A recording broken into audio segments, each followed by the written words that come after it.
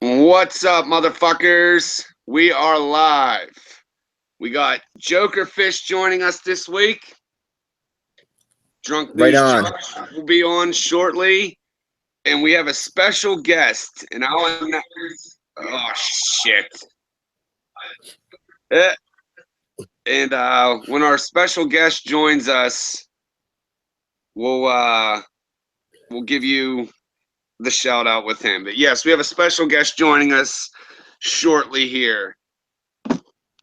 But until then, me and Joker decided we're gonna bullshit about theatric bands. And what are your guys' takes on theatric bands like Slipknot, Guar, you know, Misfits, Mushroom Head, Go, you know, them type of bands.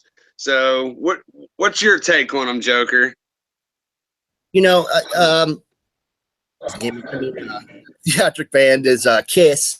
Of course. But I don't mind it so much. It garners you a lot of attention. But I think after a while it could kind of get old.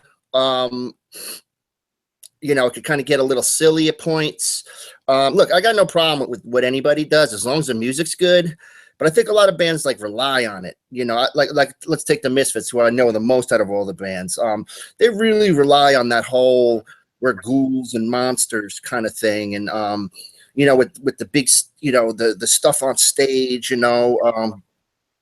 They'd have people dressing up and as monsters and walking around and everything. I think that can get a little distracting sometimes. Yeah, it definitely can. Like a lot of people assume that they have to do that to sell tickets to perform a show. Some bands still kill it though. Well, I've heard about a lot of Slipknot shows, and like we were talking about before, I heard some of their shows were really sick back in the early days. Oh, dude, when they fucking first came out, dude, I never got to see them live, but I've seen a ton of footage, man. And they would like beat the fuck out of each other, dude. And the one thing that Corey Taylor, I think he still actually does it, and I think it's really cool. He actually gets like the majority of the people on the floor to sit down, like literally sit on the ground. And when he says jump the fuck up, they all jump. And it looks fucking badass, dude. Like, and like I said, I got to see him way late, dude. It was when I think it was either Vermilion or Psychosocial. I forget. It was way later. And I mean, they still put on a good show, but I would have loved to have seen them during, when their self-titled album first came out, dude. They, when they were still young and can beat the fuck out of each other on stage. Like I said, they set fucking Corey Taylor on fire, dude, which is crazy. Yeah, that's pretty wild, man. But if you go back to Kiss with the makeup and the costumes, explosions on stage, the big logo lighting up and everything, which in a way it's cool, but in another way, like it jacks your ticket prices up. Number one, because they got to pay for all that shit, and who do you think's paying for it? And number two, I'm kind of more of just throw on a fucking t-shirt and jeans or whatever and just get up there to rock.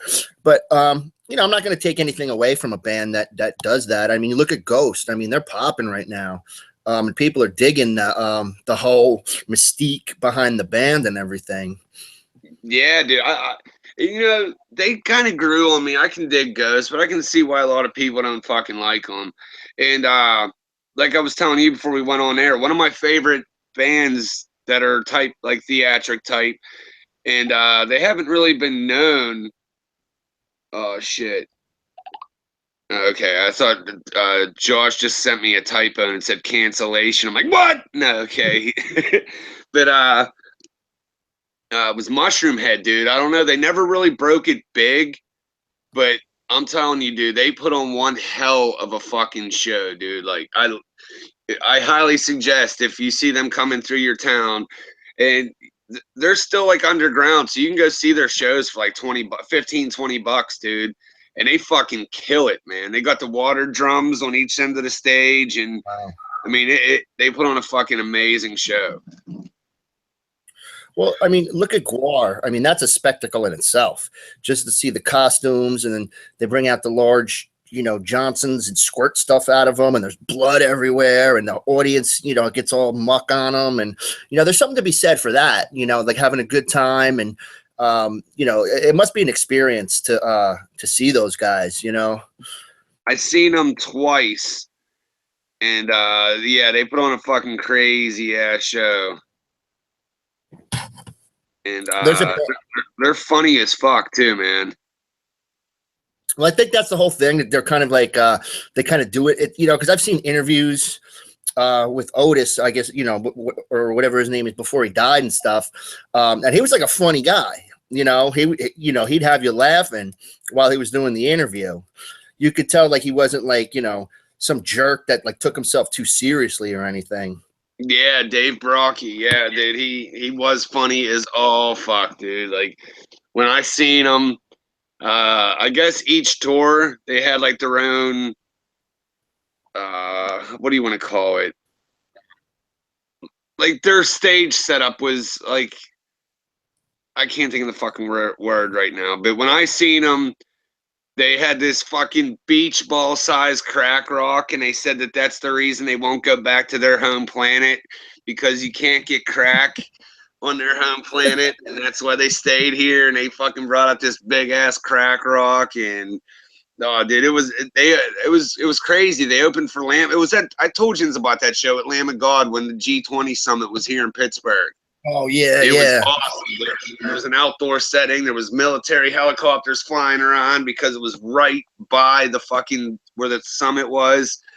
And yeah, they opened up for Lamb of God, dude, and fucking the people all come dressed all in white just so that they can get soaked down in like orange and green. Like when we interviewed Casey Orr. He was in Guar for a little while. He said there was people that used to show up in fucking wedding dresses and white tuxedos and shit just to get squirted down with the neon green and the pink shit. It was crazy.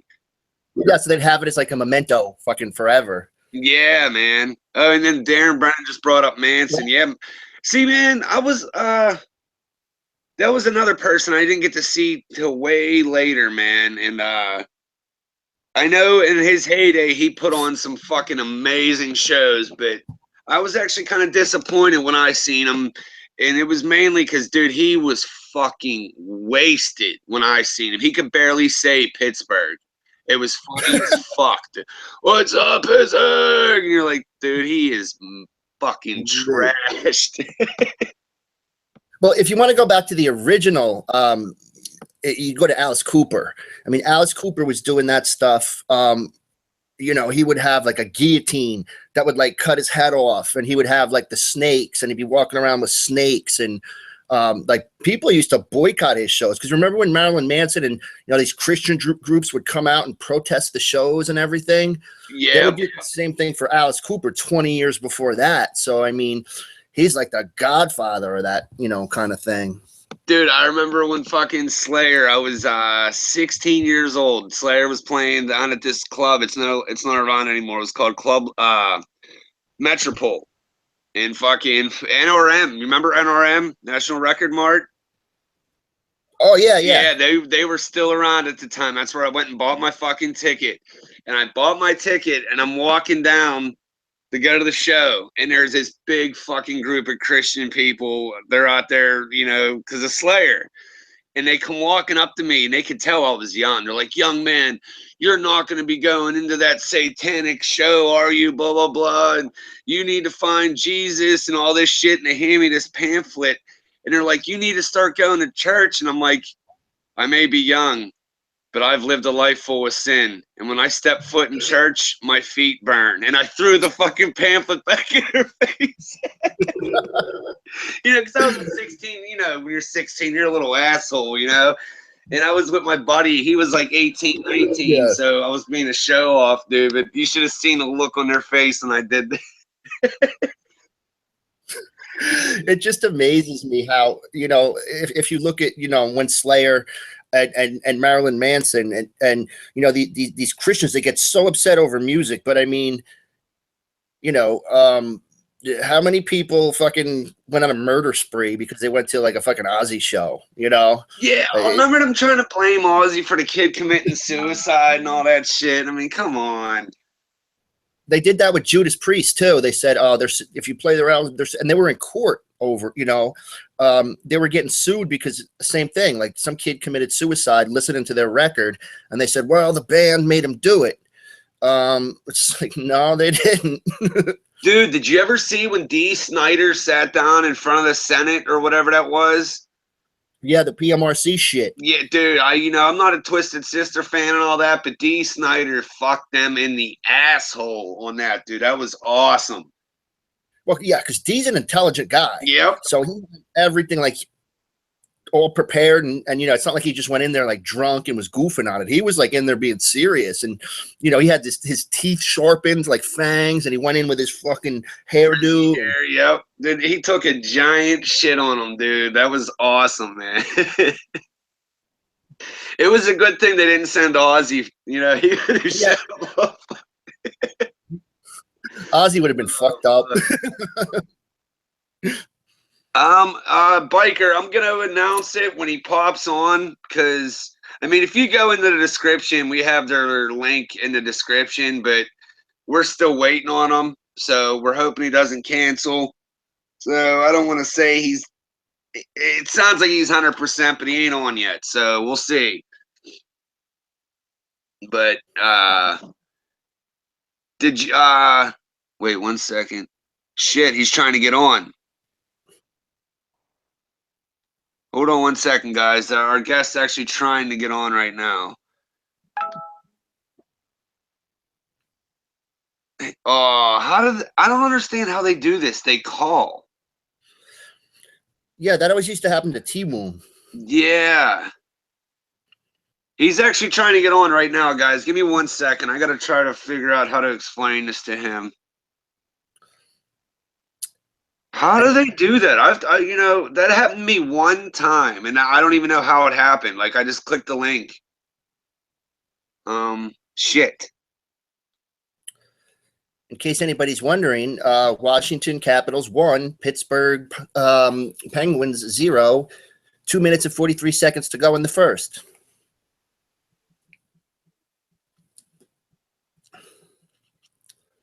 Wait, did you just say the Caps are winning? Yeah, 1-0. It's coming down to the last couple minutes in the first period. Oh, are you serious? Pens are going to fucking wrap this up, so they better get their head out of their ass. See, we need Josh on here to try to help explain this to this dude, because I'm not good at that, man. They keep saying I'm in a call with them, and I'm not in no call with them. Oh, hopefully he gets it. But yeah, okay. Now that we see he's trying to get in, this is I hope I don't butcher his last name. It's Phil Cancilla or Cancilla, and he's the drummer for a band called Narcotic Wasteland. They're like a more brutal thrash band. The singer was originally in Nile. And I got the link for their Facebook in the description if you guys want to check them out. I was jamming to a few songs. Joker was checking them out. I was jamming to them when I hooked up with Joker on here, and they're pretty fucking brutal. Yeah, definitely a brutal band.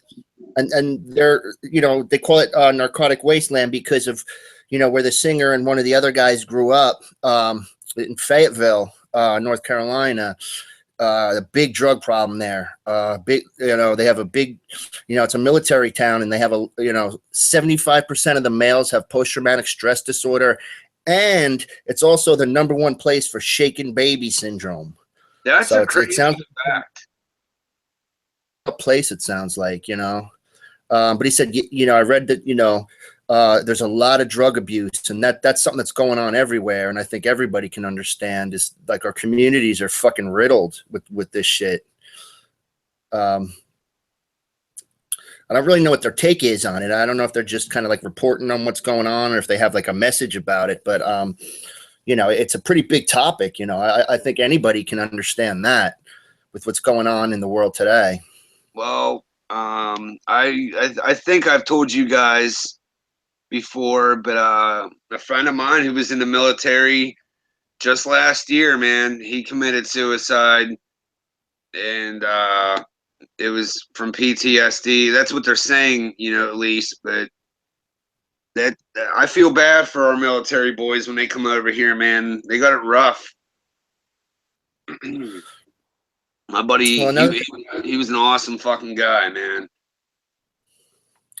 and it's a shame because these guys give up a lot for our country, and sometimes they get thrown away. With the homeless vets and guys that and I'm sure it's not easy for somebody to say, hey, listen, I'm suffering mentally, and that's where a lot of drug abuse comes in, a lot of alcoholism. It's a shame, man. Fucking my buddy, like I said, he was in the military. He gets home because he had a real bad leg injury when he was over there. Dude, it took him a year and a half for the vet, the vets to take care of his leg. Yeah, like what the fuck, man? This dude gave you how many years of his life, and you ain't gonna fix his leg? Like what the fuck? Like he went through some shit just to get it done. Yeah, it's screwy, man. How they fuck with those guys. And then the poor dudes that were in fucking Vietnam. I mean, holy fuck, they got it. They had it bad, man, when they came back.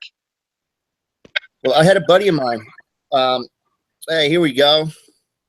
How you doing, bud? Good, man. Sorry about the delay, dude. Oh, it's cool, man. All right, everybody. This is Phil from Narcotic Wasteland. The drummer. What's up? Hell yeah, man. How's it going? Not too bad, Not man. bad. Me and Joker here, we were just checking out some vids before we went live, dude. You're fucking brutal, dude. Thank you very much, man. Thanks for checking them out. I appreciate it. Hell yeah. The Josh that you talked to, he should be on any minute. He's the one that sent me your link, was like, check these guys out, man. They're gonna come on this upcoming show, and so he should be popping on soon here. Hell yeah, man. Badass. Fucking A. And thanks for joining us, man. We love having fucking guests on the show. Thanks for having me, dude. Yeah, so I got the message, and hell yeah, dude, I would love to be on that. So spreading the word. Fuck yeah. Well, you want to tell the people a little bit about you and your band? Yeah. Yeah, basically, Narcotic Wasteland is it's the new band, or not necessarily the new band, but it's Dallas Toller Wade from Nile. It's his band that he's doing now full time. He just left Nile, so yeah. I've been talking to him for about a year. Just finished recording drums for the new record, and on to phase 2, which is guitars and all that. So it's I'm pretty stoked to be a part of it. It's some extreme shit, so I always love bringing the blast beats, so definitely brutal, man. It's definitely some brutal music. Hell yeah. The new album's gonna fucking slay, dude. I can't wait till everybody hears it, man. Yeah, fucking A, man. When you just drop it, you got to come on, and we'll fucking jam it out here, man. Oh, I'd love to, man. Hell yeah. Get some of the other guys on here too. Yeah, dude. We've never actually got to have a whole band on. There's been a couple times we were supposed to, and it always ends up being one or two. But like I said, we love having fucking guests on, man. We've lucked out with some pretty fucking cool guests.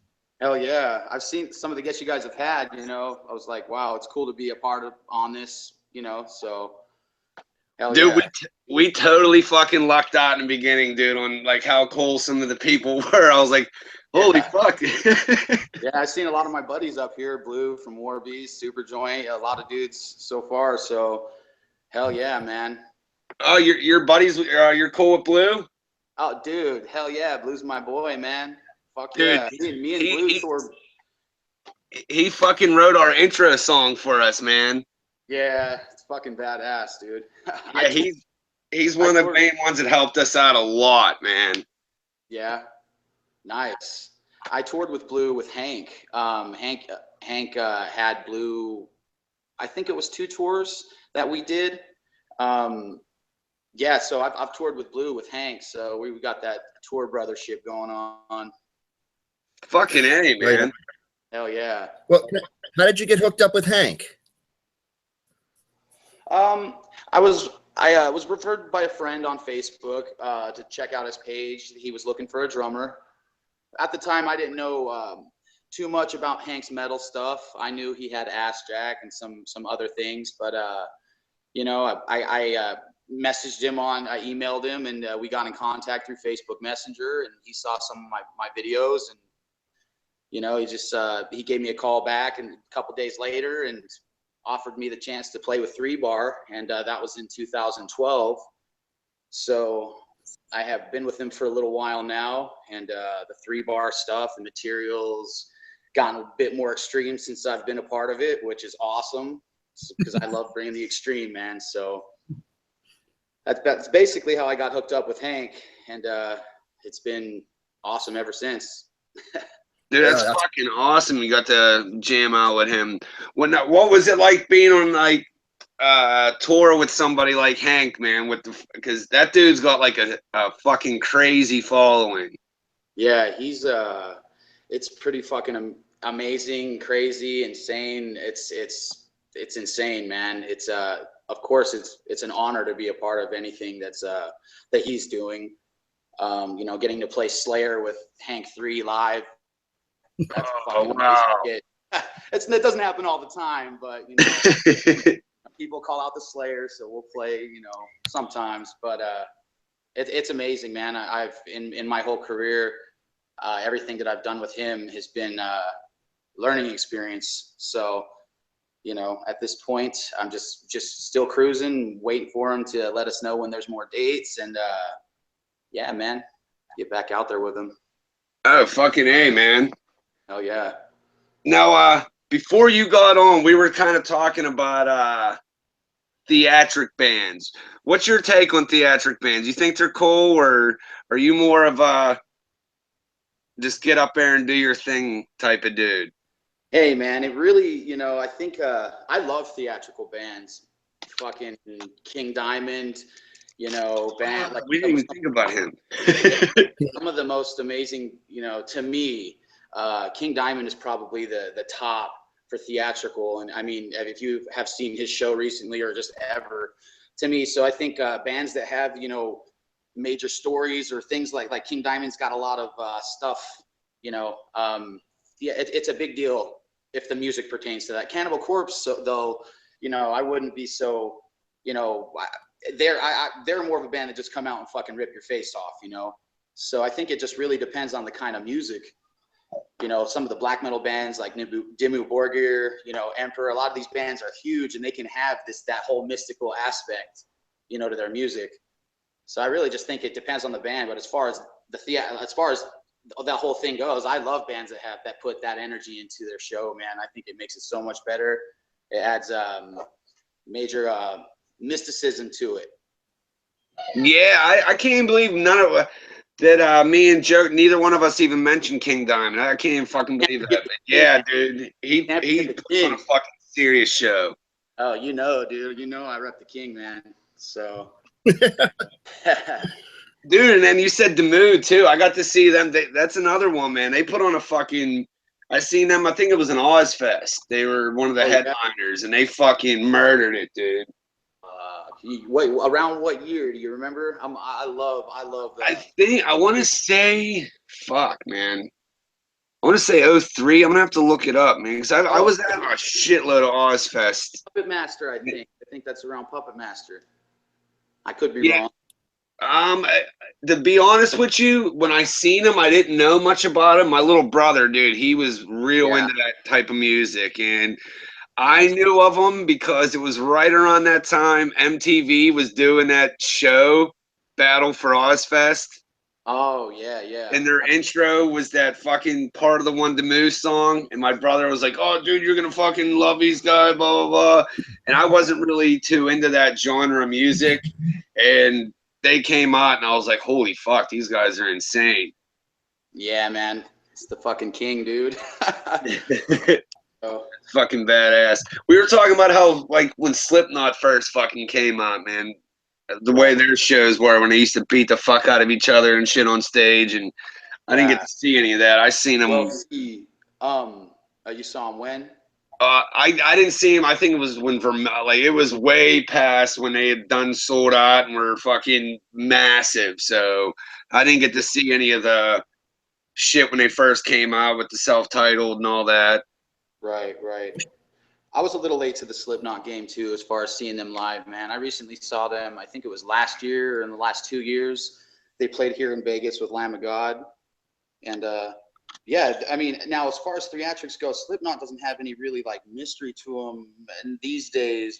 But I mean, they were one of those bands that could come right out onto the stage and just start fucking like destroying right away. But then they also had theatrical shit about them, their masks, you know, their whole image. They're one of the bands that could actually come out and kick ass right away. Like the music was aggressive. It wasn't like, you know, like soft parts or anything. It was just full extreme with Slipknot back when they first came out. So, you know, I think their theatrical, they were, you know, I never got too into them, but their image was like it was a big deal. So. Yeah, because when they first came out, they had that like nobody knew who they were thing going for them too, in a way. It was magical, dude. A lot of people nobody knew who the fuck they were. They generated a lot of their own, you know, mysteriousness, which is awesome. If a band can be mysterious like that and still, I mean, that's, you know, I think that's awesome. You know, a lot of the older guys, like Alice Cooper, a lot of the old school people have been doing the theatrical stuff. I mean, to go back to King Diamond, he's been doing that since the fucking 80s, man. The theatrical. Merciful Fate. When he was in Merciful Fate, he was on point with that. This interview will end up being Merciful Fate King Diamond for a fucking hour if we keep talking about it. But yeah, you're our guest. Whatever you want to bullshit, like, because when we first came on, because we've had, you know, like I said, we've had guests, and then we've had it to where they couldn't figure out how to get on. Yeah, so we'll pick a topic just to talk about till they come on, you know, and hopefully because we've had, like I said, we've had people like older heads that just don't know fucking technology, man, and it took us the whole hour just to try to explain it to them, and they never made it. I thought that was going to be me. I've never used this Google Hangouts before, and I'm using it on my phone, and it's pretty cool, man. So I figured it out, luckily, but I still can't even figure out how to get it on my fucking phone. That's why, you know, that's awesome you're able to get it on there. I have the app, and every time I try doing it, it never fucking works, or tries doing some other weird shit. So, man, I have such bad luck with electronics too. It's honestly a fucking metal miracle that I made it, dude. through all the apps and shit, man. The metal gods are smiling. The metal gods are always smiling, man. Yeah, we're gonna have to. So can I ask you? Oh, my bad. Go ahead, Joker. I just wanted to ask you, when you started getting into drums, because I read a little bit on your bio, you've been playing as a kid. Like what kind of kit did you start on, and what have you progressed into playing? From being like a young fella into. Well, it's a pretty interesting thing. Back in, I think it was '93. My dad bought a drum set. And it's the same drum set that I'm using today. I just used it for the new Narcotic record.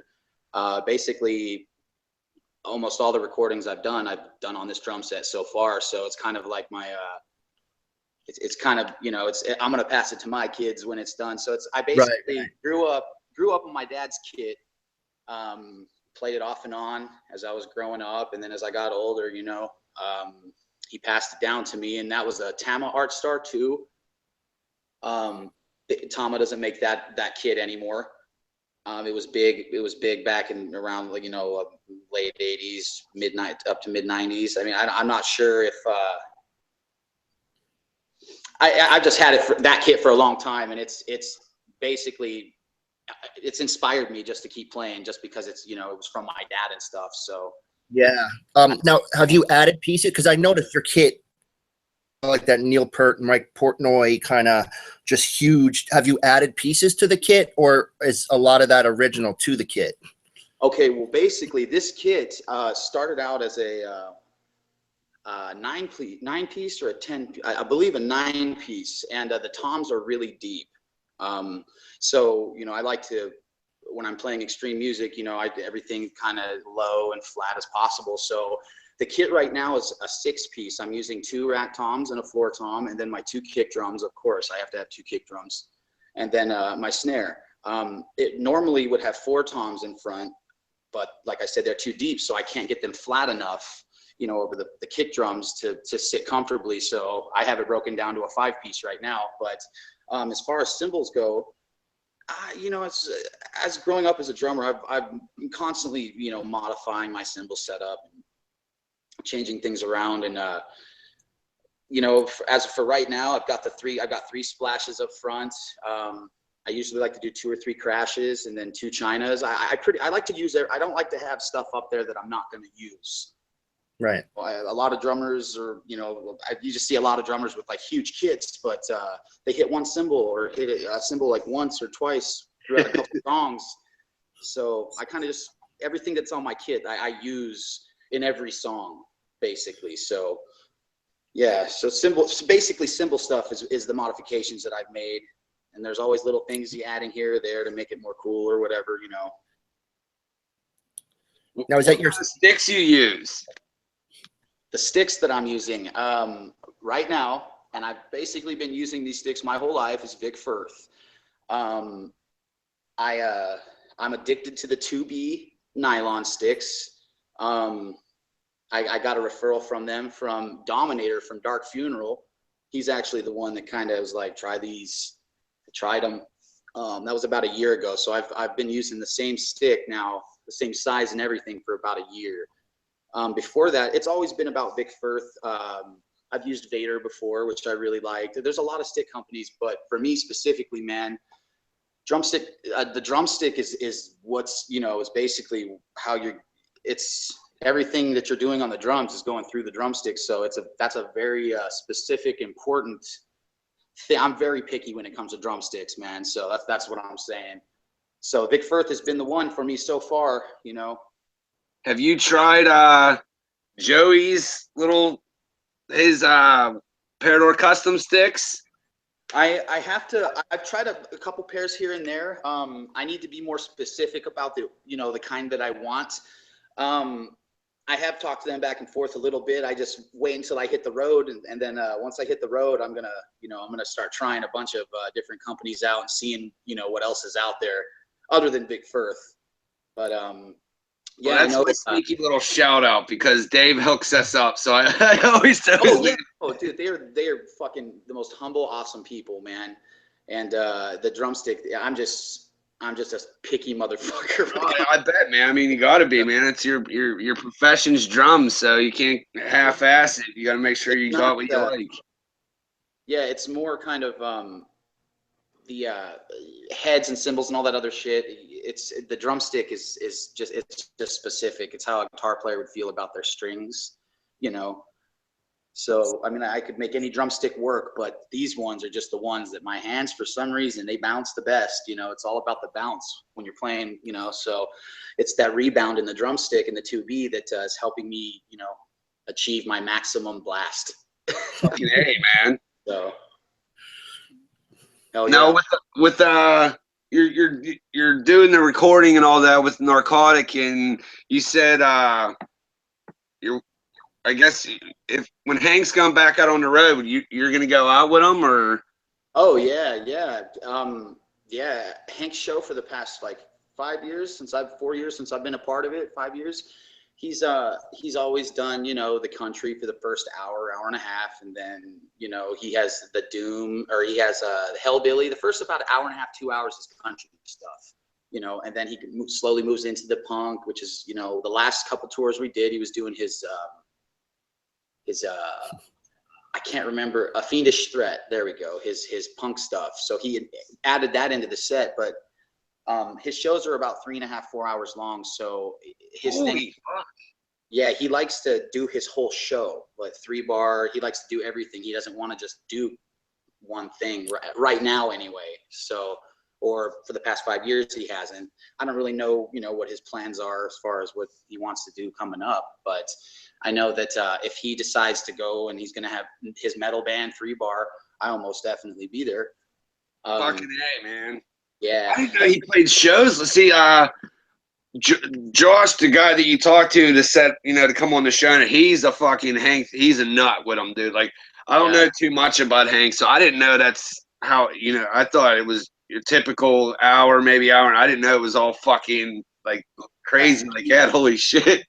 Yeah, see, the part that I do with Hank is it's the last 30 or 40 minutes of the show. It can go. Sometimes he plays a little bit longer, and he'll push me a little bit more, or we'll end shorter. It just is however he's feeling, man. We just go along with it. So, yeah, it's about 3.5, 4 hours, 3 bars the last 40 minutes, and blast beats and double bass with Hank. Holy fuck. Now you said you use 2 bass drums, so you're doing the you're not using the double bass pedal. You're actually using the two. You have 2 bass drum like different pedals for your bass drums, right? Right. Well, for Narcotic Wasteland, I use 2 kick drums. It's just the way I feel. It's Narcotic Wasteland is very double bass oriented. Yeah, I was digging. Oh, it's not, dude. I was digging it, man. Thick, man. Like I was saying earlier, I can't wait for y'all to hear the new album. But back to the double bass question, real quick. With Hank has a really old drum set, and his kick drum is like fucking 4 inches, 5 inches larger than a normal kick drum. So with Hank, he only has 1 kick drum. So I'm using a 26-inch kick drum with Hank, and I use my double pedal setup with him. So depending on the gig that I play, it depends on if I'm going to use 2 kick drums or 1. But if the music is like Narcotic, where it's like a lot of double bass, I personally feel more comfortable. It feels better to do double bass on 2 kick drums, But yeah, it really depends. But I always prefer 2 kick drums over 1. You feel the sound is more natural, or just more to your liking with the two kick drums? It's more about the way it feels when I'm playing it. When I'm playing it, there's when you use a slave pedal, as they call the pedal that's to the side of the kick drum.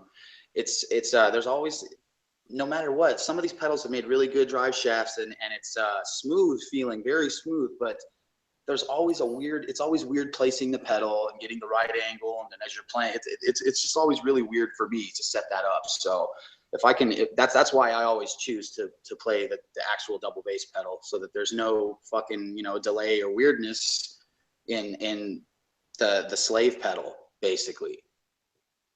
So, and then it's easier. It's, for me personally, I like to trigger the kick drum. When you're triggering the kick drums, there's a lot of great drummers that are triggering single kick. I mean, it's you can do both work, basically. So it comes down to a matter of wanting to lug a second kick drum around and then tuning it, and then it's a bunch of shit, but I don't want all that, I think the sound of double bass is one of the most beautiful things ever, man. And I've tried to play drums. I don't know how the fuckians do that. Like, I'm like, I'm gonna be all fast, and dude, holy fuck. Well, yeah, it's when I first started this kind of drumming, I didn't, it's pretty ironic. When I first started learning blast beats, Dallas, who sings for Narcotic, I discovered Nile and bands like Nile. This is about 15 years ago, and I never thought that I would be able to even, of course, when I heard it, I was like, fuck, I'm already a drummer. I would love to play like that, but I never thought that I would be able to get to that level. Or if I did, that level seems so fucking far away, So in that amount of time, I just focused on blast beats and double bass. It's what I love to do, man. It's my favorite thing ever. Oh, I mean, I forget the fucking video I was watching or the song that I found online, dude. But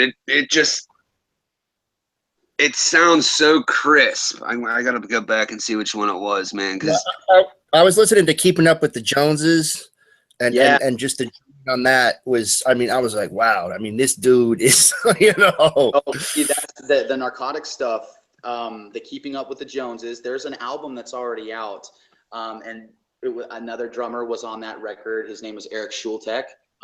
He had only played on the record. Narcotic hasn't done any shows or anything. So Keeping Up with the Joneses from the other Narcotic record. Yeah, that's a great song though. I really like that one too, man. It really is. And I saw a video where there was the drum cam that was on you, and just the way you were moving and doing your thing. It was like you're an artist, man. It was just like pure artistry. I come from the punk rock scene, so you know there's not too much stuff going on except that like punk beat and everything. And yeah, you know, seeing some of these drummers are. Some of the drummers can play, but they hold back. You know, I mean, some of the guys are real good, but they hold back. But you know, when I see these drummers like you know, like a Mike Portnoy, right. I mean, or of course the Godfather Neil Peart with all the, you know, Those two drummers you just mentioned actually specifically are growing up were the drummers that Mike Portnoy, Lars Ulrich, basically. And Neil Peart, those guys, you know, as far as my all-around knowledge, Phil's, I mean, stuff I had learned from back then with them, I still apply today. So, you know, Mike Portnoy and Neil Peart were single-handedly the guys that I grew up on. So those guys are some of my favorite drummers ever. Whatever people want to say about Lars and Portnoy, you know, whatever, they are the dudes that influenced me, and fucking those are my heroes, man. And Vinnie Paul. You know, it's a little handful of fucking 5 or 6, 7 drummers from that little time period right there. You know. Did you ever hear of a drummer? He's actually going through some medical shit right now, but he was the original drummer for Chimera. His name was Anders Herrick. I know of him. I don't know him personally. That dude right there, man. Of course, you know Vinnie Paul and all. You know, the original drummer you said from Chimera. Yeah, Anders Herrick, dude. He was fucking. He has to be one of the sickest drummers I've ever fucking heard, dude. There's this instrumental. It's called "Implements of Destruction." It's 13 minutes long, and when you hear the double bass kick, you almost. It's hard to believe it's humanly fucking possible, dude. I'm like, there's no fucking way. And then I got to see him live, and he played it. I'm like. This dude is a fucking freak of nature. What the fuck? Hell yeah, dude. That sounds like something I need to check out then real quick, you know. Because I can't think of his name right now, but I remember when I was younger, I used to think the drummer from Fear Factory. I'm like, there's nobody ever going to be faster than this guy. Raymond Herrera. Yeah, I'm like, nobody will ever touch this fucking dude. And I'm like, then I heard Chimera, and I'm like, oh my God, what the fuck? Fear Factory. It's funny because I was just reading something on Fear Factory earlier today. Yeah, they got Mike Heller now, dude, and I don't know if you guys are familiar with Mike Heller, but I mean, is that the drum teacher? He's I think he teaches drums, but he's who's currently drumming for Fear Factory. And dude, man, he's fucking pretty unbelievable, man. Check out his other band, Malignancy, if you guys want to fucking be terrified. The drumming is insane. Yeah, I seen Fear Factory with Ray, and then I got to see Gene Hoglan play for Fear Factory. See Gene's album now with Fear Factory, the one he did with Fear, man. Anything with Gene on it, dude, makes it better, in my opinion. He's a cool ass dude too, man. Like I was pumped. It was when Dino got back with Fear Factory, so I was all pumped to meet Dino. And when I went up to shake Dino's hand, fucking here come Gene. I'm like, it's fucking Gene Hogan. What's up, dude? Right. Yeah, and he was cool as shit, man. He is a fucking animal. I have never met Gene. I have met Dino. Very cool dude, man. Gene is one of the drummers too. I mean, it's like it's hard to pick, you know, a bunch of favorite drummers because I always leave some out that were super. There's just, you know, if you were doing some metal shit in like the late 80s, early 90s, I was influenced by it for sure. Still, some of it still am. Fucking A, man. And I'm not trying to stroke his dick because he's cool to us, but Joey too, dude. He's another amazing fucking drummer, man. Dude, Blue, that's my boy right there, man. No, I finally got to see him in person live. I hope he's watching right now, dude. He comes on every once in a while. He'll come in the chat and all that, but I know he's out on the road right now, so he might not. Yeah. But dude, like, super joint. Yeah, man, and I can't thank him enough, dude. Because like I said, he was one of our first guys, man. We had like I think 50 subscribers, and I'm like, this dude ain't even gonna fucking look in our direction. And fucking, he came on, was super fucking cool, was spreading the word. Dude. Fucking, he brought me down to fucking Cleveland to hang out and shit. I'm like, this is the fucking shit, dude. Yeah, man, he's a super humble dude, super hard fucking hitting drummer. just a totally badass dude, man. So it's, you know, it's an honor to be friends with the people in the Housecore family, you know, and to be associated with Hank, and I'm just totally humbled to be a part of all of this. So, you know, it's gotta be so fucking cool, man. Like, it's pretty crazy. I look at what you're doing is like seriously living the dream, man. I tried to do the band thing, never got to do it, but I've always like envied the guys that actually got to get the band together and, you know, go out there and fucking play. Because I never even got the band far enough to play a show, and I'm like, all right, fuck this. You know what, man? I think every musician that's doing this shit has been there with trying to get the fucking bands going and dealing with fucking half-ass people and it. Yeah, man. I think everybody. I mean, I personally have been through that, and I know everyone I know has been through it. So I think, you know, if you obviously do something long enough, eventually you become that. Whether you're successful at it or not, I guess you become that. So I'm just a musician, just fucking drum. It's dude. still cool though, man. You did your thing, and now you're jamming with fucking Hank, and now fucking doing the Narcotic Wasteland thing. Because that was another one of the bands. My brother, like I said, he was into the Demu type stuff. I seen Nile. They played with Napalm Death here in Pittsburgh. And okay. If you go back, I'm talking in our back history on our show, you hear me talk about the Nile show. And that was one of the craziest pits I ever fucking seen was a Nile mosh pit. And I was like 17, 18. I'm like, yeah, this is fucking insane, man. Yeah, Nile's, I mean, it's fucking Nile, dude. So, I just remember he kept calling us Steelers. Come on, Steelers! right? To get the pick. Dallas is probably watching this right now, and I bet you he just chuckled at that. But dude, he had the fucking place rough, man. Because I was younger, and that was all like, because you know I grew up like the Pantera and shit like that, which is heavy. Oh, yeah. But then when you go to a fucking death metal show, it's like, holy fuck, that's like a whole nother level to me, man.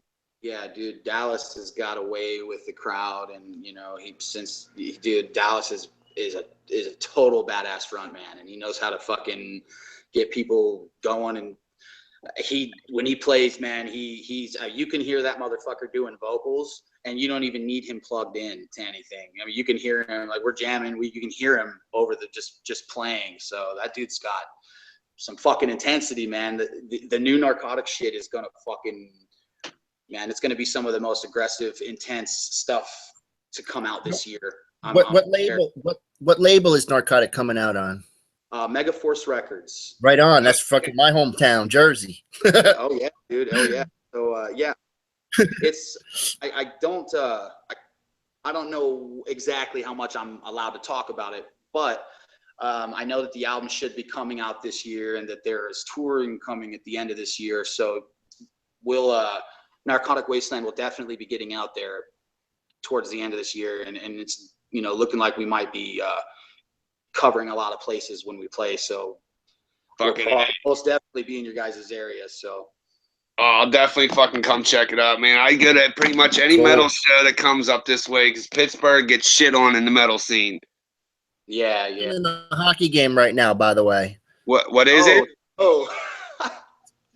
Washington 2, Pittsburgh nothing. 12. Man. I guess we ain't closing it up. Someone's having a bad day, I guess. Dude, I want my boys to close it up, and they just can't do it. But yeah, man, we're probably gonna cut off here in a minute. But everybody that's watching, I got Narcotic Wasteland's link in the fucking description. You guys got to go check their shit out. Nice. They're brutal as fuck. From what I've seen, I'm not gonna act like I know a shitload about you guys. Josh just turned me on to you. Yeah. But what I've seen, it's pretty fucking badass. Now I got a quick question. As far as like, you know, the name of the band and you know where the songs go, is it kind of a theme with the way you guys write songs? Because I noticed I was reading about, like, you know, a lot of the in Fayetteville, where some of the boys are from in your band, there's a lot of drug addiction and a lot of like the post-traumatic stress disorder, and even the shaken baby syndrome fucking freaked me out. Right. Is it kind of a theme with the way you guys write songs? Because I noticed I was reading about a lot of the in Fayetteville where some of the boys are from in your band, there's a lot of drug addiction and a lot of like the post-traumatic stress disorder, and even the shaken baby syndrome fucking freaked me out. he write the lyrics like on like his experiences, or is this just kind of something for now and then you guys are going to move on from there, or it just is what it is? Well, it's kind of hard to explain because you know, it's the lyrics. We're trying to basically relate with people on a, you know, a more personal level. Um, the lyrics range from everything that you mentioned, just human toxic human behavior, basically. Okay. You know, all of that. Where those guys are from plays a big part on it. You know, they always told me that that area is like the narcotic wasteland, basically. So, you know, it's really more Dallas's thing with the lyrics. You know, some of the stuff I don't really know how personal it is pertaining to his life, but I know that the behaviors that he's writing about and the things that he's writing about, like everybody has dealt with people like this, you know, drug addicts, abusive alcoholics, fucking, you know, religious fanatics, everything, you know. So Yeah, I mean, lyrics, and that's so I think that's something that, you know, everybody can kind of understand nowadays with, you know, with the addiction that's going on in every community now, and that's right. something that like really like I thought about when I was listening to your songs. Was like, man, anybody can fucking understand what these guys are talking about right now.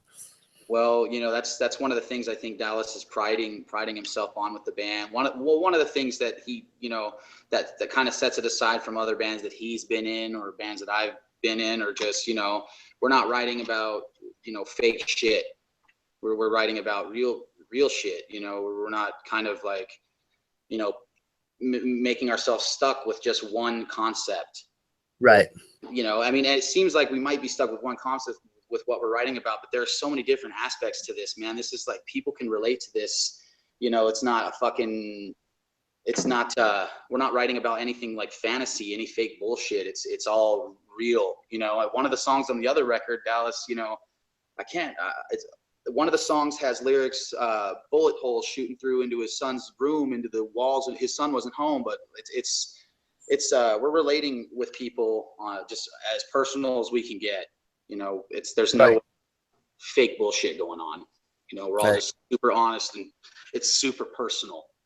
And I can really appreciate that shit of music, man. You know, because not only do you, like, you know, you're writing it, so, but when you perform it, you know, you could feel, you know, you guys are feeling that shit when you're playing it. You know, compared to like, I don't even know why I'm gonna bring it up, but like rappers, you know, they talk about fucking pimping hoe, you know, that's all fucking bullshit. You know, it's all fake. But when performers, you know, jam into a song that, you know, is striking home to them, you can see the realness and feel it.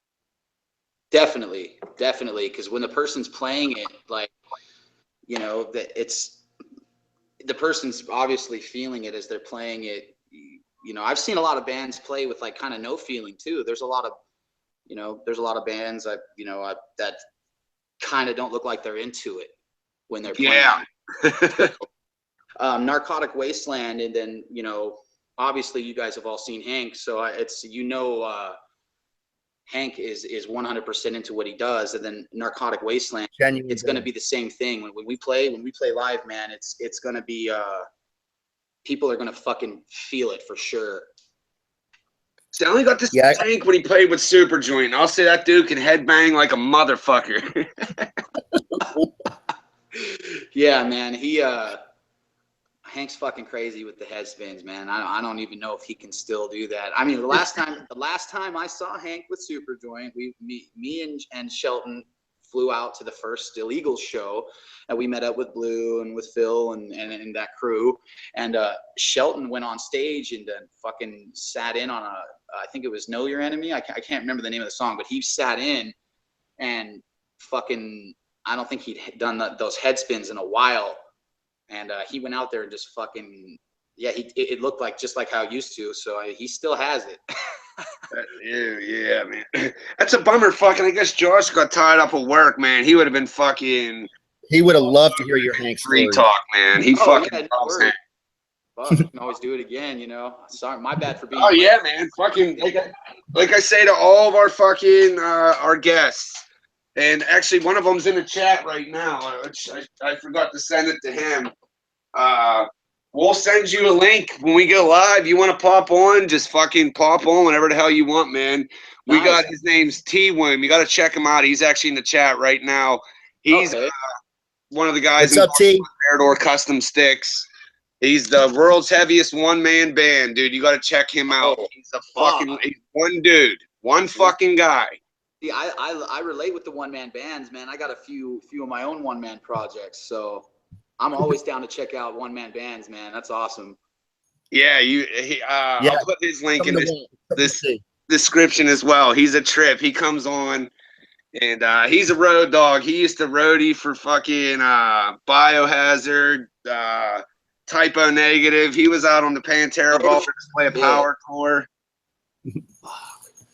Wow. Yeah, T-Wim's the fucking man, dude. shoot me some links, man, and I'll check them out when we get done here.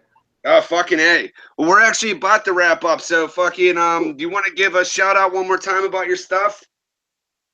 Yeah, man. I have my website, drummerphilcancilla.com. That's basically, you know, where I'm trying to just put all everything that I'm doing on there so that I'm not so, you know, posting annoying people the fuck out of people on Facebook. So yeah, my website, it's got everything that I've got going on there. So, and then as far as Narcotic Wasteland, narcoticwasteland.com, and then Narcotic Wasteland Facebook. Everything can be found on Facebook too. So yeah, I got your Facebook page, the drummer Phil Cancilla, and I got Narcotic Wasteland's Facebook in the link right now. So excellent. Anybody that's watching, click that shit and go check them out. Hell yeah. Thank you.